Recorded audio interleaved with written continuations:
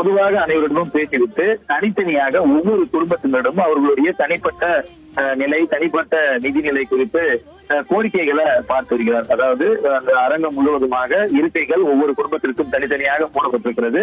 அந்த இருக்கையின் முன்னால் இருக்கக்கூடிய மேஜையில அந்த குடும்பம் சார்ந்த நபர்கள் யார் உயிரிழந்திருக்கின்றனர், அவர்களுக்கு எந்த மாதிரியான கோரிக்கைகள் இருக்கின்றன என விவரம் அடங்கி ஒரு கோப்பம் இருக்கிறது. அதை தவிர்த்து அங்கு இருக்கக்கூடிய சொந்தக்காரர்கள், உறவினர்கள், உயிரிழந்தவர்களுடைய உறவினர்களிடம் உங்களுக்கு என்ன மாதிரியான கோரிக்கைகள் இருக்கிறது என்று கேட்கும் போது அவர்களுடைய கோரிக்கைகளை சொல்கின்றனர்.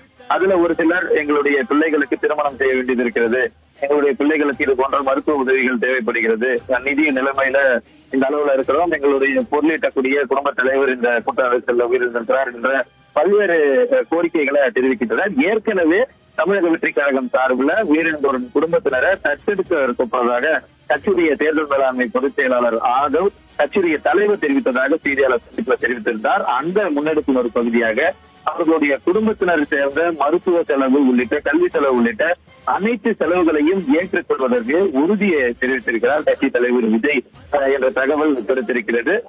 இது தொடர்பாக அதிகாரப்பூர்வமான அறிவிப்புகள் பின்னர் வெளியிடப்படும் என்றாலும் கோரிக்கைகள் வைக்கப்படும் கோரிக்கைகள்ல கிட்டத்தட்ட முழுமையானதை நிறைவேற்றி உறுதி செய்யப்படும் என்ற நம்பிக்கையை குடும்பத்தினரிடம் விஜய் தெரிவித்திருப்பதாக தகவல் தெரிவித்திருக்கிறார்.